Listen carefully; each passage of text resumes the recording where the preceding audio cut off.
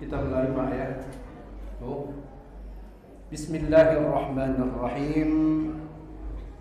Assalamualaikum warahmatullahi wabarakatuh.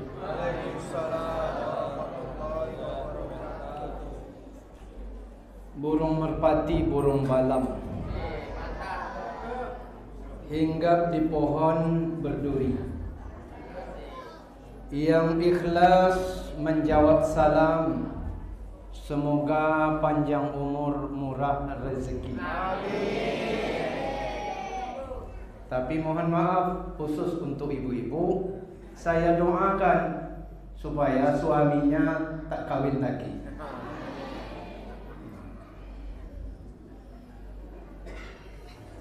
Alhamdulillahi Rabbil Alamin. Allahumma salli wa sallim ala sayyidina wa maulana Muhammadin wa ala alihi wa ashabihi wa man tabi'ahu ila yaumiddin.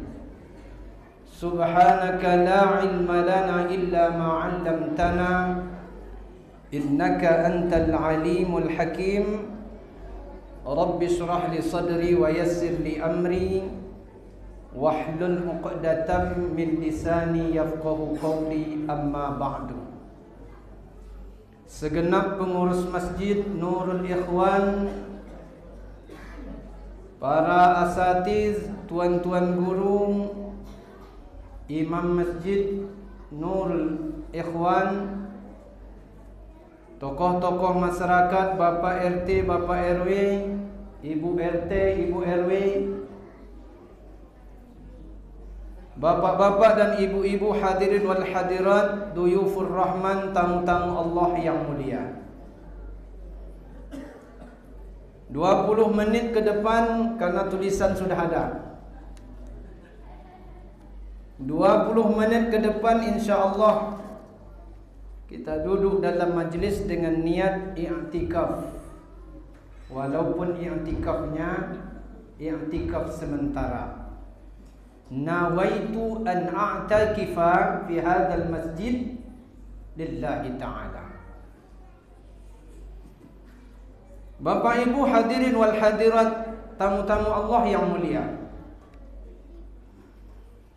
setiap kita pasti senang kalau dicintai dan mencintai. Apalagi kita merupakan orang-orang spesial.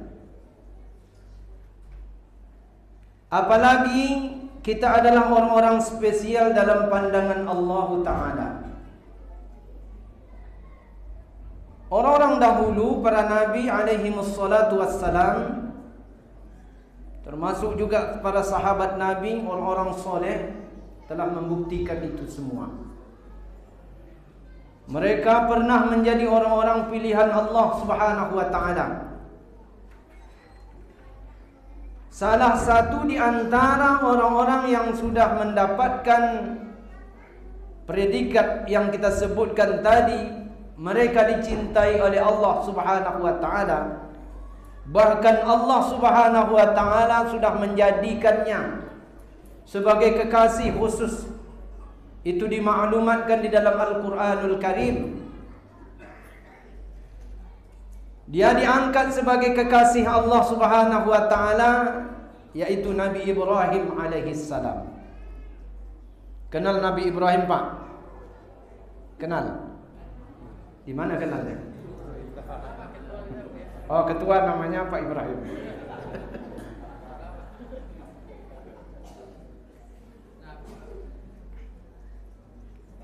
Nabi Ibrahim sudah dimaklumatkan oleh Allah Ta'ala bahwa dia diangkat menjadi orang spesial Allah Subhanahu wa Ta'ala. Wattakhadallahu Ibrahim khalila. Allah mengangkat Nabi Ibrahim menjadi kekasihnya, orang pilihan Allah Subhanahu wa Ta'ala. Maknanya, apa yang ada pada Nabi Ibrahim ini, kalau kita contoh nanti, tak banyak-banyak. Kalau kita contoh, maka insya Allah kita akan menjadi orang-orang pilihan Allah Subhanahu wa Ta'ala. Disebutkan dalam satu kitab namanya Nasaihul Ibad yang dikarang oleh Al-Imam Syekh Nawawi Al-Bantani Al-Jawi. Pada maqalat yang ke-11 disebutkan Nabi Ibrahim pernah ditanya, qila li Ibrahim li ayyi syai'in ittakhadhaqallahu khalila. Wahai Ibrahim, apa sifat yang engkau miliki sehingga engkau diangkat oleh Allah Ta'ala menjadi kekasihnya? Nabi Ibrahim ketika itu menyebutkan ada 3 sifat khusus Nabi Ibrahim sehingga dia dijadikan orang spesial oleh Allah Ta'ala, diangkat menjadi kekasihnya. Kalau sudah diangkat menjadi kekasih, insya Allah. Kalau susah, insya Allah dimudahkan oleh Allah. Kalau sedih, diberikan kabar gembira oleh Allah. Kalau dalam keadaan terjepit, Allah Ta'ala akan berikan bantuan. Itu kalau kekasih, Pak. Kata Nabi Ibrahim, yang pertama kata Nabi Ibrahim alaihissalam, ikhtartu amrallahi ala amri ghairi. Aku lebih mendahulukan perintah Allah dibandingkan dengan perintah yang lain. Perintah banyak, Pak. Perintah suami, perintah istri, perintah anak, perintah komandan, perintah atasan. Bagi orang yang ingin menjadi kekasih Allah, perintah Allah adalah nomor 1, nomor 1. Bagaimana tidak dalam sejarah Nabi Ibrahim disebutkan? Nabi Ibrahim ini salah satu Nabi yang dapat anak di usia tua. Ya kan, Pak? Baru dapat anak dalam usia tua. Setelah dapat anak, disuruh oleh Allah Ta'ala, hai Ibrahim, tinggalkan anak dan istrimu. Karena Nabi Ibrahim tahu bahwa ini perintah Allah, tidak ada tanya-tanya lagi, kenapa ditinggalkan ya Allah? Enggak ada. Dia langsung katakan kepada istrinya, aku mendapatkan titah dari Allah Ta'ala untuk pergi ke Palestina meninggalkan kalian. Sambil berjalan, dia tengok ke belakang kepada anak dan istrinya, lalu dia sampaikan doa. Itu ada di dalam Al-Quranul Karim. Rabbana inni askantu min dhurriyyati biwadin ghairi dhi zar'in 'inda baitikal muharram. Ya Allah, aku tinggalkan anak istriku di lembah yang tidak ada tanda-tanda kehidupan, tidak ada tanam-tanaman, tidak ada air lagi. Dia pun pergi. Setelah pergi beberapa tahun, dia tinggalkan keluarganya. Ada rindu kepada anak dan keluarga. Pulang lagi. Tapi kata Allah, kau boleh pulang Ibrahim dengan 2 syarat. Tidak boleh berjumpa dengan anak, tidak boleh turun dari kendaraan. Berapa tahun tu, Pak? Kalau awaklah di Masjid Nurul Ikhwan ni ada perintah seperti itu, tidak cocok. Dan orang yang memberi perintah pun kadang-kadang kita sampaikan lagi loh Pak itu. Tapi yang memerintah ini Allah Ta'ala, maka Nabi Ibrahim tidak ada kata lain lagi. Wa ma kana li mu'minin wala mu'minatin idza qadallahu wa rasuluhu amran ay yakuna lahumul khiyaratu min amrihim. Tidak pantas bagi orang mukmin dan mukminat apabila mendapatkan mandat dari Allah, perintah dari Allah, dia katakan, dia pilih-pilih mana yang enak menurut selera, mana yang enak menurut hawa nafsu, itu yang diambil. Yang kadang-kadang berat, tinggalkan. Tidak pantas kata Allah Ta'ala. Pergi lagi, tinggalkan keluarga, pulang lagi disuruh, tapi pulang bukan untuk reuni Pak dengan anak-anak. Sudah remaja Ismail, datang perintah Allah lewat mimpi. Ya bunayya inni ara fil manami anni azbahuka fanzur madza tara. Diperintah untuk menyembelih anak lagi. Berat Pak yang dialami oleh Nabi Ibrahim. Tapi karena ini perintah Allah, kata Nabi Ibrahim, perintah engkau di atas segalanya ya Allah. Oh, itu kan Nabi Pak Ustaz. Nabi wajarlah seperti itu. Kita turun sedikit levelnya di bawah.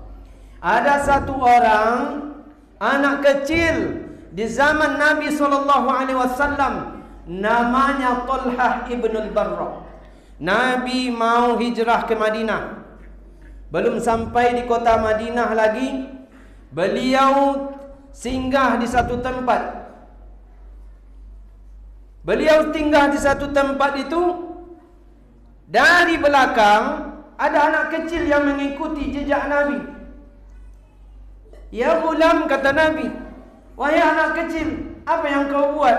Apa kata anak kecil yang bernama Talhah ibn al-Barra itu? Wati'u qadamayya biqadamaik ya Rasulullah. Aku tempelkan telapak kakiku di bekas telapak kakimu ya Rasul. Kalau di padang pasir ada bekas jejak telapak kaki. Ya Rasul, aku tempelkan telapak kakiku ini di bekas jejak telapak kakimu ya Rasul. Kata Rasul, kenapa engkau lakukan wahai anak kecil? Apa kata beliau? Inni uhibbuka hubban syadida. Aku cinta banget kepada engkau ya Rasul. Anak kecil Pak, ghulam. Kalau ghulam itu belum sampai 9 tahun. Anak kecil belum belajar sirah Nabi, belum belajar Sama'il Muhammadiyah, belum belajar sejarah Nabi, belum juga tahu tentang bagaimana ciri-ciri Nabi SAW, adab-adab kepada Nabi. Tapi begitu dia cinta kepada Rasulullah, anak kecil sudah bisa mempraktekkannya. Apa yang terjadi bapak-bapak dan ibu-ibu hadirin yang dimuliakan oleh Allah? Kalau begitu kata Rasulullah, betul engkau cinta dengan aku wahai Ananda. Benar ya Rasul.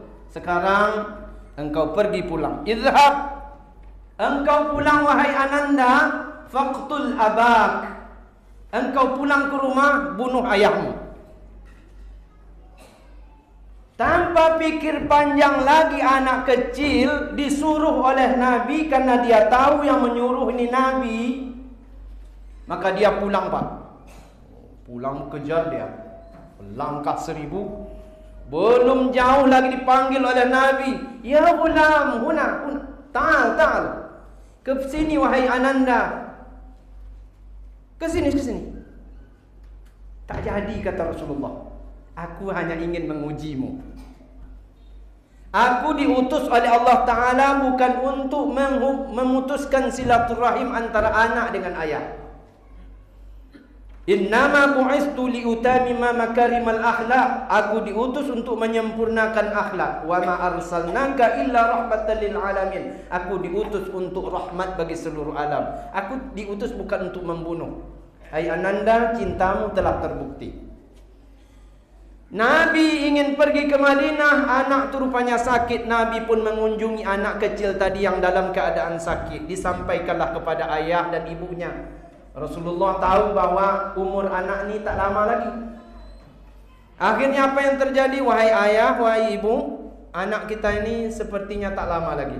Tapi tugas sudah ada di Madinah. Saya harus pergi ke Madinah. Saya tinggalkan anak ini. Kalau anak ini nanti meninggal dunia, tolong beritahu aku di Madinah. Aku ingin menyelenggarakan jenazahnya langsung dengan tanganku, kata Nabi.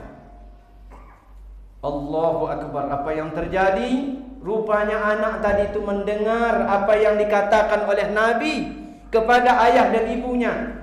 Berpesan pula lah anak ni kepada ayah dan ibu. Wahai ayah dan ibu, kalau aku meninggal nanti, jangan beritahu Rasulullah. Tadi Rasulullah suruh beritahu dia di Madinah supaya dia menyelenggarakan engkau. Jangan ayah dan ibu. Nanti Rasulullah pergi ke sini malam-malam, dia disakiti oleh orang-orang Yahudi. Saya tidak ingin Rasulullah disakiti, maka jangan beritahu dia.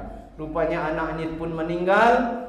Anak ini meninggal dunia, orang tuanya tidak memberitahu kepada Rasulullah SAW di Madinah. Tetapi lama-kelamaan rupanya Rasulullah tahu bahwa anak ini meninggal dunia. Dia pun datang ke tempat anak tadi.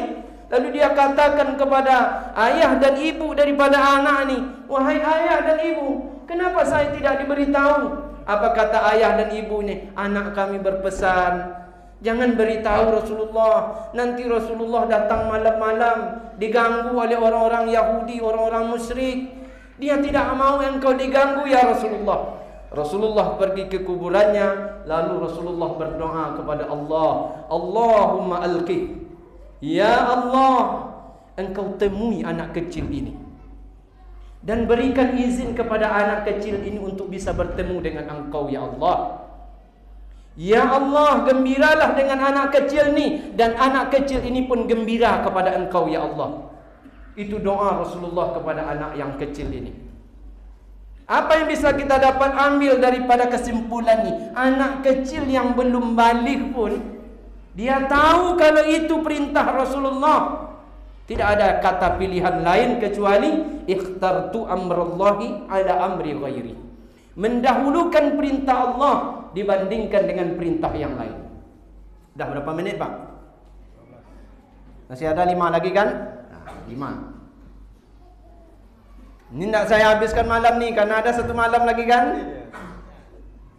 Saya gantung. Sahabat Nabi dulu, kalau datang perintah Allah Ta'ala, tidak ada kata lain bagi mereka kecuali ikut dengan perintah Allah dan Rasul. Turun perintah solat ketika itu. Orang-orang Muslim, sahabat Nabi ketika itu gembira, Pak, bukan main.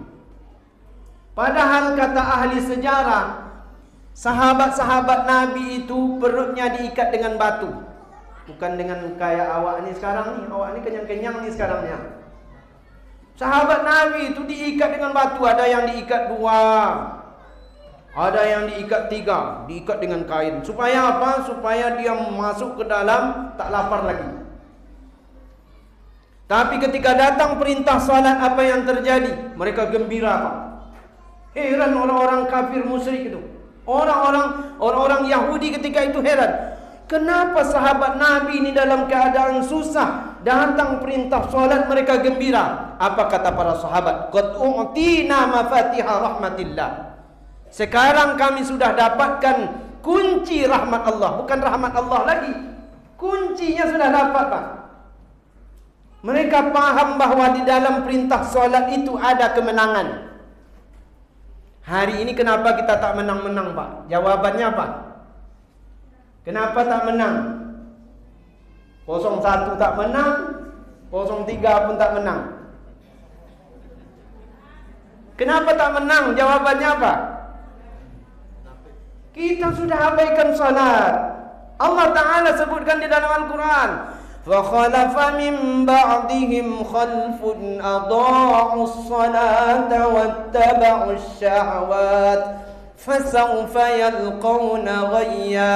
Akan datang nanti generasi yang mengabaikan salat. Dengan sebab mengabaikan salat, mereka mengikuti hawa dan nafsunya. Ketika mereka sudah mengikuti hawa dan nafsunya, apa kata Allah? Fasawfa yalqawna ghayya, akan dicampakkan di lembah kehinaan. Tak menang-menang kita. Jadi kalau ingin menang, apa intinya? Jaga solat. Sekampung ini ini kalau hadir semua ini nak penuh ni semua. Naik lagi ke atas ni. Ini yang sudah banyak kekenyangan karena berbuka puasa tadi. Karena balas dendam. Karena siang tak makan. Malam ni lah balas dendam. Akhirnya banyak yang tak datang. Malam pertama kemarin penuh mungkin ni. Melimpah-limpah sampai ke atas kan. Tapi saya di sini husnuzon saja. Mungkin solat di tempat lain, insya-Allah. Bapak Ibu hadirin yang dimuliakan oleh Allah, Imam Hasan Al-Basri menyebutkan, idza hanat alaika salatu, apabila salat sudah kalian remeh-temehkan. Tu 5 kali sehari semalam ni kan berdengung-dengung terus. Hayya 'alas salah, muazzin. Panggilan Allah. Diajak kita, yuk salat. Kata Imam Hasan Al-Basri, kalau panggilan itu sudah kalian remeh-temehkan, kata Imam Hasan Al-Basri, faman ladzi ta'izzu alai. Apa lagi yang bisa kalian banggakan? Kalian tahu nak kata Imam Hasan Al-Basri, setelah hayya 'alas solah itu apa, Pak? Setelah hayya 'alas solah itu kalimatnya apa? Hayya 'alal falah. Apa makna hayya 'alal falah?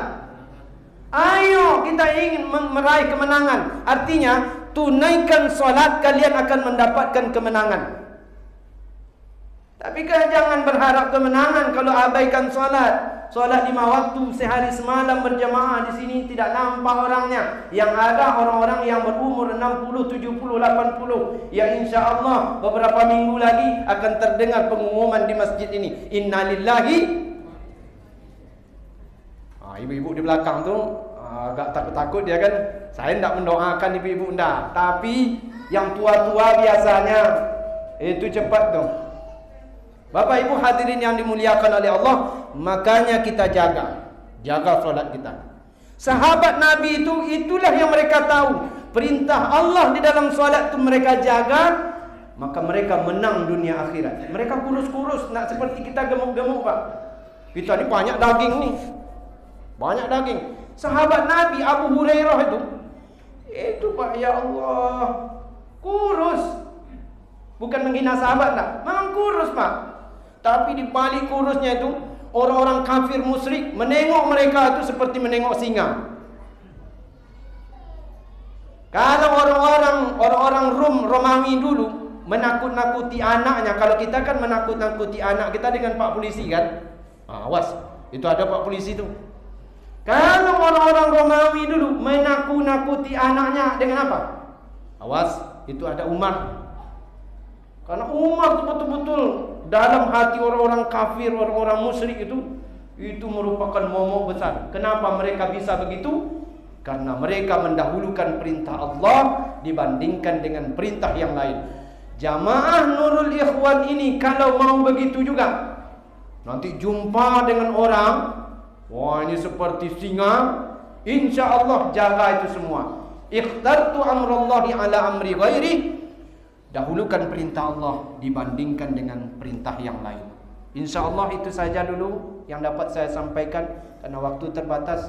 Malam ini kita akan sambung dengan solat tarawih berjamaah, witir berjamaah. Di sini berapa, Pak? 8? 11 sama witir. Oh, beda dengan kami di An-Nur. An-Nur kami 23, 20 tambah 3. Itu ada 3, 2 sesen tu. Kalau yang 8 tu sudah selesai 8 tu, tengok belakang lagi tidak ada orang lagi. Hanya beberapa orang aja lagi. Mudah-mudahan di sini nanti sampai selesai tidak ada yang berangkat. Kita solat dengan sebaik-baiknya, mudah-mudahan diterima oleh Allah Subhanahu wa taala. Subhanakallahumma rabbana wa bihamdika asyhadu an la ilaha illa anta astaghfiruka wa atubu ilaik. Wassalamu alaikum warahmatullahi wabarakatuh.